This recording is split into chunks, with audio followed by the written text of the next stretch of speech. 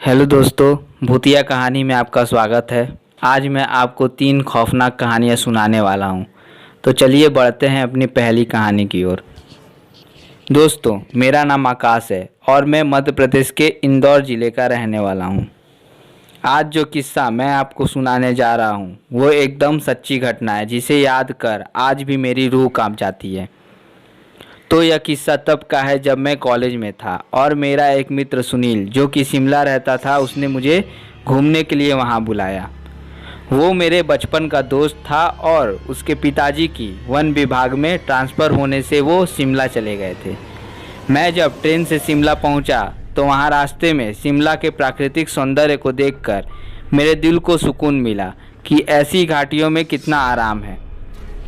जैसे ही मैं स्टेशन पहुँचा, सुनील मुझे लेने वहाँ आ गया। उसके पास स्कॉर्पियो गाड़ी थी। रास्ते में बातें करते हुए घर पहुँचे।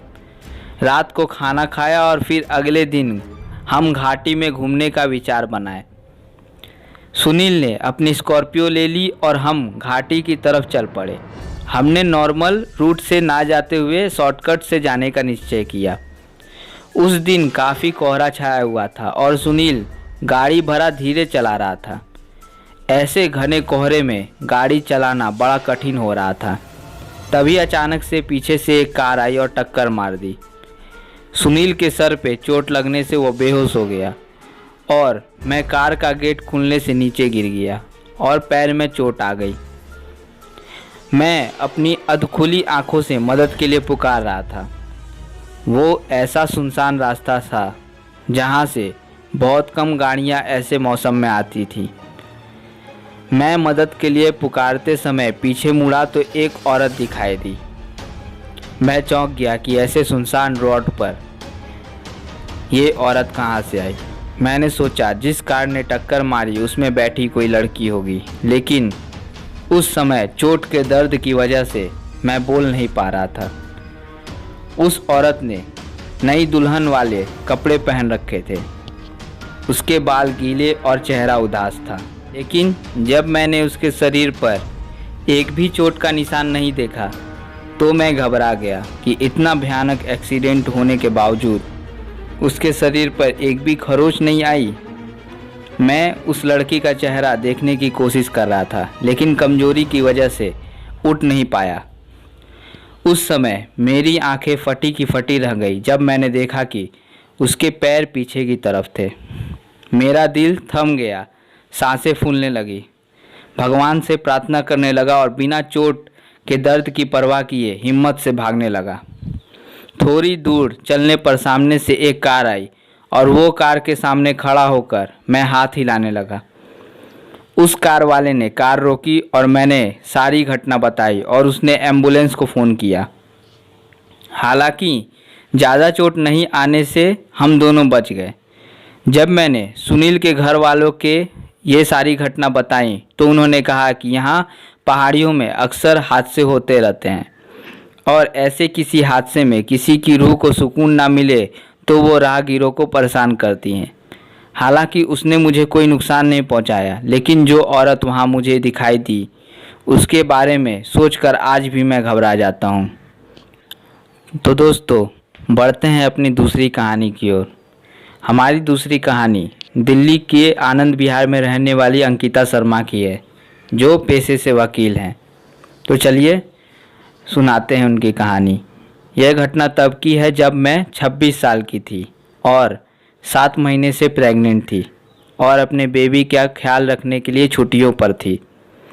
उस रात मेरे पति जब शाम को ऑफिस से लौटे तो हमने पास ही एक पार्क में टहलने का प्रोग्राम बनाया।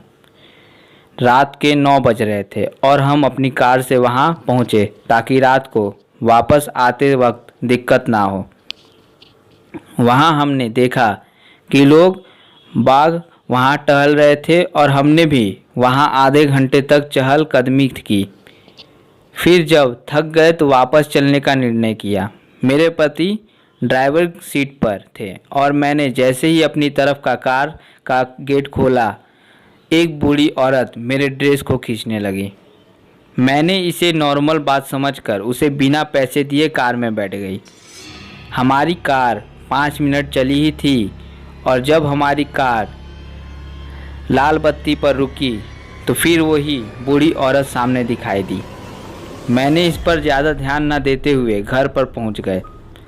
अगली रात जब मेरे पति किसी बिजनेस वर्क के लिए शहर से बाहर गए हुए थे और मैं घर पर अकेली थी, रात को 2 बजे के करीब जब मेरी नींद खुली तो जिसे मैंने देखा वो देखकर मैं बुरी तरह से कांप गई और आंखों पर विश्वास नहीं हुआ।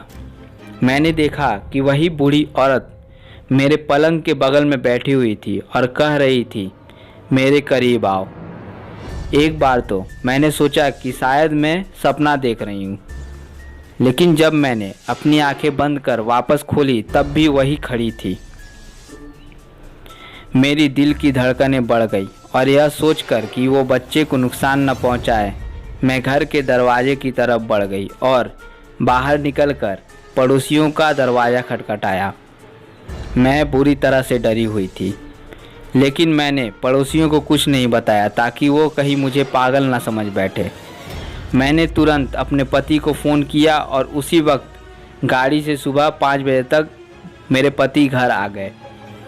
मैंने उनको सारी घटना बताई।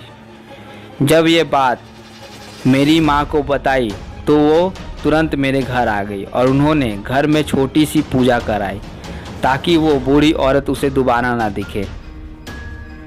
उस पूजा के बाद मैंने कभी उस बूढ़ी औरत को नहीं देखा। तो इस तरह फ्रेंड्स, मेरी माँ की सलाह से मैं और मेरा बच्चा सुरक्षित रहे। दोस्तों, अक्सर ऐसा होता है कि गर्भावस्था के दौरान आपको कुछ विशेष ऐसी जगहों का ध्यान रखना पड़ता है जहाँ से कुछ रूहें अक्सर साथ लग जाती हैं। तो चलिए दोस्तों, बढ़ते हैं अपने तीसरी कहानी की ओर। ये कहानी एक अमित नाम के लड़के की है जो उत्तर प्रदेश के मेरठ ज़िले का रहने वाला है। तो चलिए स्टार्ट करते हैं उसकी कहानी। ये कहानी मेरे बचपन की है, जब मैं 10 साल का था। मैं हर सर्दी की छुट्टियों में अपनी मौसी के घर शिमला घूमने जाता था। सन 2002 में जब मैं अपनी मौसी के यहाँ गया था तब उन्होंने अपना दूसरा नया मकान लिया था। मेरे मौसा जी एक ट्रांसपोर्ट कंपनी में काम करते हैं और वो अक्सर टूर के सिलसिले में बाहर ही रहते हैं। मैं पहली बार उनके नए घर को देखा क्योंकि इससे पहले वो अलग घर में रहते थे। जैसे ही मैंने उनके नए घर में प्रवेश किया तो मुझे उनके घर में एक अजीब सा डर और सिहरन पैदा हुई, जैसे कोई गूंजती हुई आवाज़ कानों में आ रही हो। मैंने सोचा नया घर है और इन सब बातों को नकार दिया। मेरी मौसी का बच्चा उस समय 2 साल का था और मैंने अपने सामान को एक तरफ रखकर उसके साथ खेलने लग गया। आप जानते ही हो कि शिमला में कितनी ठंड पड़ती है। उस रात भी वहाँ बड़ी ज़ोरों की ठंड लग रही थी और टीवी देखने के बाद 11 बजे हम सोने चले गए। उस पूरे घर में मेरी मौसी, मेरे कजिन और मेरे अलावा कोई नहीं था और वो घर भी काफ़ी बड़ा था, इसलिए रात को अजीबोगरीब आवाज़ें सुनाई दे रही थी। रात को 1 बजे की आसपास मुझे 2 जनों के बात करने की आवाज़ें आ रही थी। मुझे डर लगा कि मौसी के अलावा कोई घर पर नहीं था। मैं अपने बिस्तर से उठकर दरवाजे के पास गया और देखा कि हॉल में एक आदमी और एक बच्चे को हाथ में लिए रो रहे थे। ये देखकर मेरी सांसें फूल गई और मेरे पैर जैसे जम गए। मैंने बिना पलक झपकाए उन्हें देखता रहा और जैसे ही मैंने अपनी पलक झपकाई और वो गायब हो गए। यह देखकर मैं वहीं बेहोश हो गया। सुबह जब मौसी कमरे में आई तो उन्होंने मुझे दरवाजे के पास फर्श पर लेटा हुआ देखा और मुझे जगाया। मेरा शरीर भट्टी की तरह तप रहा था। मुझे बड़ा जोरों से ठंड लगकर बुखार आ गया था क्योंकि उस तेज़ ठंड में रात भर मैं फर्श पर पड़ा रहा। मेरे मौसी ने तुरंत अपने महिला डॉक्टर मित्र को घर बुलाया और मुझे दवाइयाँ दी। जब मैं नॉर्मल हुआ तो मैंने मौसी को रात की पूरी घटना सुनाई। यह सुनकर मौसी सब समझ गई और मौसी ने आह भरते हुए उस रात की पूरी घटना मुझे सुनाई। मौसी ने मुझे बताया कि आज से 5 साल पहले यहाँ एक परिवार रहता था। जिसमें पति पत्नी और उसके 2 बच्चे रहते थे।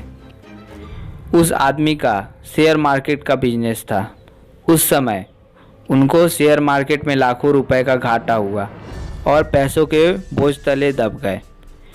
उनकी सारी ज़मीनें बिक गई और केवल यही मकान बचा था।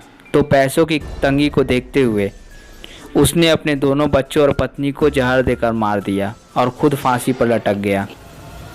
तब से उस परिवार की आत्मा इसी मकान में भटकती रहती है।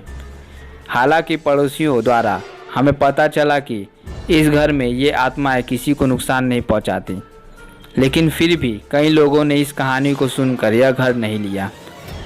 बस केवल रात को बच्चे के रोने की आवाज़ें आती थीं। उसकी मौसी ने बताया कि यह घर उनको सस्ते में मिल रहा था, इसलिए ले लिया। इस घटना के 2 महीने बाद ही मेरी मौसी ने भी वो मकान बदल दिया, क्योंकि उस घर में उनके बच्चे की तबीयत ठीक नहीं रहती थी।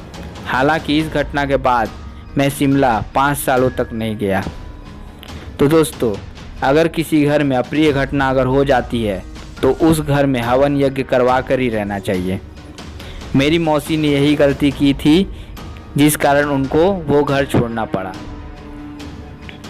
तो दोस्तों, अगर आप में से किसी के भी साथ ऐसी कोई घटना हुई हो तो हमें कमेंट कर जरूर बताइएगा। दोस्तों, आपको ये हमारी तीनों कहानियाँ कैसी लगी हमें कमेंट कर जरूर बताइएगा।